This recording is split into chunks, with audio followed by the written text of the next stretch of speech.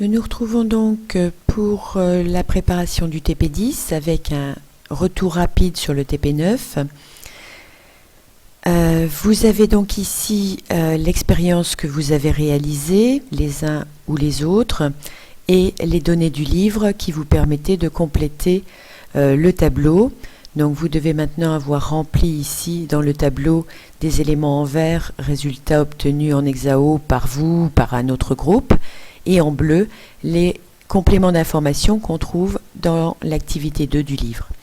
Ce qui vous a permis donc de représenter par des flèches les échanges entre la cellule et son milieu.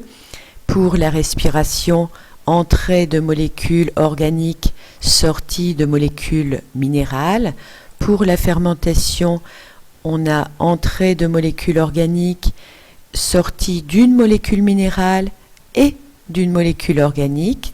Toute l'énergie n'a pas été extraite du glucose.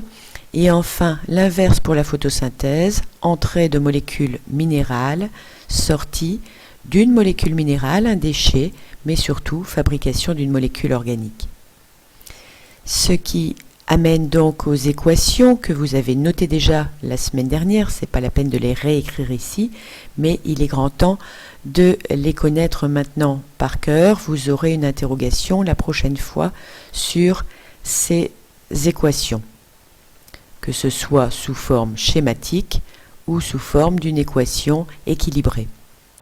Pour plus facilement les retenir, remarquez que l'équation bilan de la respiration, c'est l'inverse de l'équation bilan de la photosynthèse.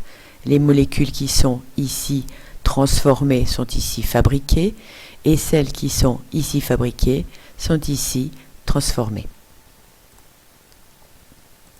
Vous pouvez donc maintenant écrire le début de la notion 6. De nombreuses transformations chimiques se déroulent à l'intérieur de la cellule. Elles constituent le métabolisme. 3 exemples à connaître en seconde: respiration, fermentation, photosynthèse. Le cours étant long, je vous ai donné une feuille à compléter avec notamment les termes importants qui sont ici en gras et qui sont les trous à compléter dans votre poly. Donc vérifiez que vous avez correctement complété ce document. Vous aurez des questions là-dessus au prochain DS. Une chose importante, donc 2 métabolismes très différents. Le métabolisme des hétérotrophes, les cellules animales, les levures, qui prélèvent dans leur milieu des molécules organiques, et les autotrophes qui fabriquent eux-mêmes leurs propres molécules, d'où le terme d'autotrophes, qui se nourrissent seuls, littéralement, grâce à la photosynthèse. Ce qui amène donc à la notion 7. La cellule est un espace limité par une membrane. On avait déjà noté cette partie-ci de la notion. On peut ajouter maintenant partiellement autonome, qui échange de la matière et de l'énergie avec son environnement. La notion 8 a été aussi prouvée ici. L'unité fonctionnelle commune à tous les êtres vivants, ce qui veut dire que tous les êtres vivants possèdent un métabolisme, font des échanges avec le milieu, est un autre indice de leur parenté. Voilà ici 2 êtres vivants que vous connaissez peut-être. Il y a 2 hétérotrophes sur cette photographie. Ce sont donc Titi et Grominet. Et un autotrophe, c'est le bouquet de fleurs qui se trouve sur la petite table. La question qui se pose maintenant, c'est comment la cellule sait-elle qu'il faut respirer, fermenter? Est-ce qu'il y a des informations qui lui sont données pour cela? Ce qui nous amène au grand 2, le contrôle du métabolisme, qui va être constitué par une partie de cours et le TP10. Donc le cours commence par le petit 1, métabolisme et facteurs du milieu. On peut noter que l'activité cellulaire est soumise à l'influence de l'environnement dans lequel vit la cellule. En effet, on voit ici sur ce document 2A, page 63, pensez à mettre les numéros des documents dans la marge de votre cours, que ces levures, sans glucose ici, se sont très peu multipliées. On a 7 cellules ici, on en a 6 là. Elles ont même peut-être eu tendance à mourir, alors qu'ici, on en avait très peu au départ, 2, 4, 5, 6 fragments, et qu'on en a beaucoup 7 jours plus tard, ce qui veut dire que les cellules se sont bien développées, bien multipliées. Elles ont profité du glucose qui était à leur disposition. Donc le premier facteur du milieu, c'est la présence de molécules organiques pour un hétérotrophe, comme la levure, qui a besoin de glucose pour se développer. Deuxième exemple, vu en TP pour certains d'entre vous, ceux qui ont étudié la fermentation. Alors à noter au passage que ce graphique est partiellement faux au niveau de son annotation. Il est ici écrit glucose, donc on peut penser que c'est la quantité de glucose qui diminue. Non, il n'y a pas de sonde à glucose qui existe, et vous voyez d'ailleurs écrit ici que c'est la quantité d'oxygène, ou plus précisément de dioxygène qui est mesurée. Donc le dioxygène diminue très, très fortement jusqu'à être presque nul. Cette partie, c'est de la respiration. Le CO2 augmente un peu pendant ce temps-là. Une fois que la levure n'a plus de dioxygène, eh bien, qu'est-ce qu'elle fait? Elle se met à fermenter et donc à produire de l'éthanol qui est ici représenté en bleu. Donc, pour la levure, la quantité de dioxygène présent dans le milieu est très importante pour le choix, entre guillemets, du métabolisme. Sans O2, la levure fermente. Avec de l'O2, elle respire. Troisième exemple, ici nous avons des unicellulaires chlorophylliens qu'on appelle des euglènes. Ces euglènes, donc cellules vertes, à l'obscurité, vous voyez qu'entre le jour 0 et le jour 3, elles se sont très peu multipliées. À l'inverse, en présence de lumière, on en avait aussi peu ici qu'au jour 0 à l'obscurité, mais ici, elles se sont fortement multipliées, on pourrait les compter et déduire leur taux de multiplication. Donc, un autre facteur du milieu, s'il s'agit d'êtres vivants autotrophes, cette fois, la lumière intervient pour permettre leur développement par photosynthèse, bien sûr. Maintenant, le métabolisme est également contrôlé par le patrimoine génétique, c'est-à-dire les gènes qui se trouvent dans les chromosomes.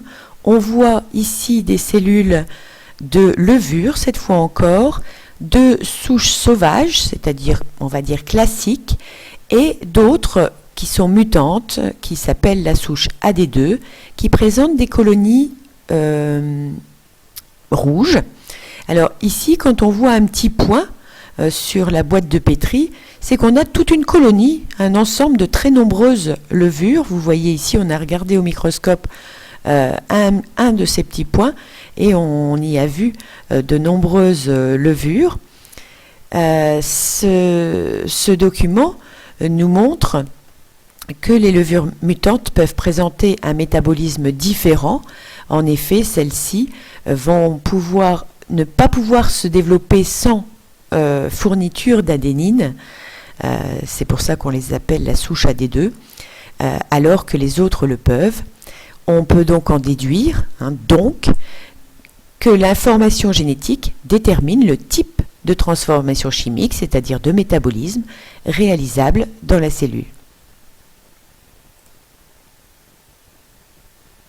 On retrouve ces colonies rouges auxquelles on a fait subir des expositions aux rayons ultraviolets. La durée d'exposition nous est donnée ici de 0 à 150 secondes, je pense.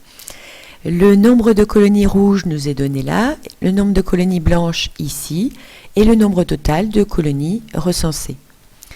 Donc vous voyez qu'au départ, toutes les colonies sont rouges.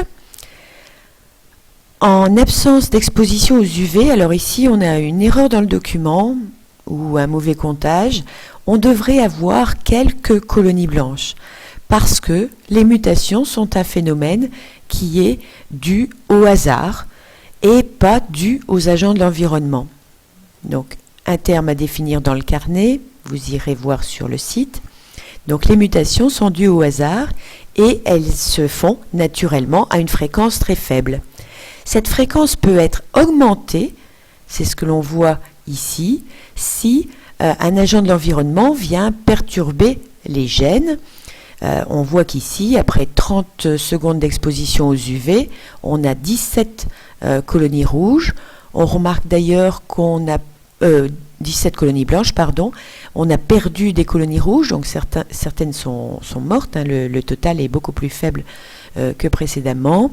On en a encore plus ici, mais vous voyez que quand on augmente encore, on n'a plus une augmentation du nombre, notamment due à une forte mortalité par cette exposition aux UV.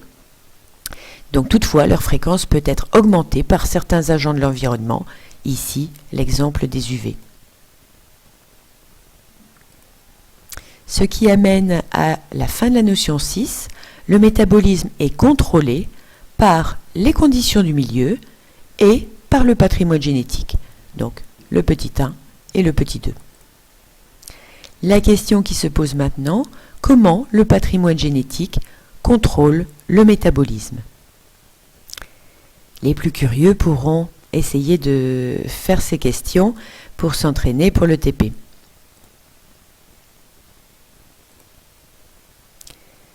On arrive donc au grand 3, l'ADN, molécule contrôlant le métabolisme. Et donc ce que vous allez faire en TP, c'est de montrer qu'il y a un lien direct entre ADN et information génétique. La séance va se baser sur un C'est pas sorcier que vous allez regarder cette fois en classe. Ce C'est pas sorcier va vous permettre de définir ce qu'est un OGM, donner la définition de la transgénèse, et voilà le travail que vous aurez à faire en classe. C'est visionner la vidéo, compléter ce petit tableau que vous recopierez dans votre cours, classer les étapes de la transgénèse qui sont en train de défiler, et enfin construire votre propre molécule d'ADN. Merci de votre attention, à la prochaine fois.